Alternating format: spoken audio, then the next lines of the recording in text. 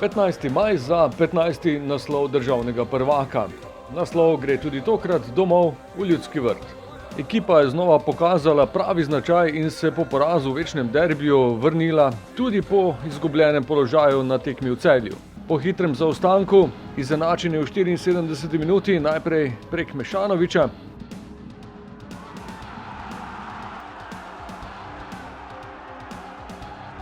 Sledila pa sta dva udarca v samo 2 minutah za potrditev naslova. Najprej Mlakar po podaji Hotića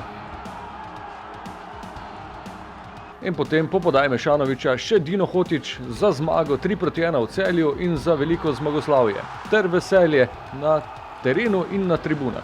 Kljub temu, da je naslov potrjen, vseeno ostaja še nekaj tekem do konca. Prva že v soboto, ko pridemo v Ljudski vrt pozdraviti prvake. 6.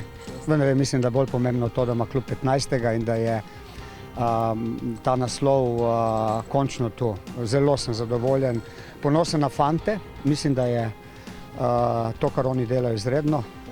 Ta kompaktnost, ta želja, ki se kaže.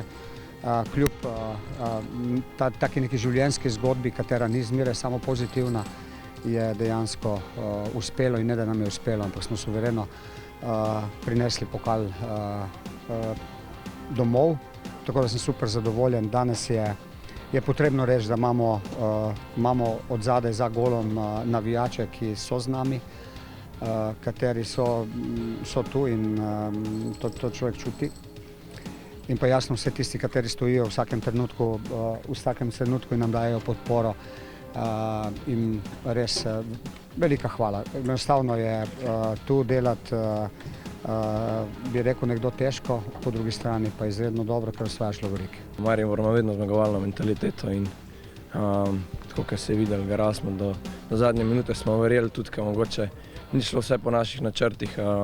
Smo vedeli, da imamo to energijo in tudi fantje iz klopi so opravili odlično delo, tako da super. Zdaj vidim, kako je nekaterim fantom, ki jih ima že po moje okoli, bom rekel, 7-8. Ja, definitivno je to ekipa, ki ima to v krvi, ki si res želi zmagovati in sem vesel, da sem del tega. Že mislim prvi intervju, ko sem v bistvu šel podpisal za Brighton, sem rekel, da pač si želim oditi kot prvak.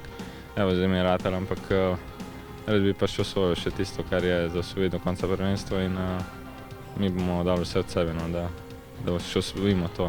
V soboto popoldne tekma proti Triglavu.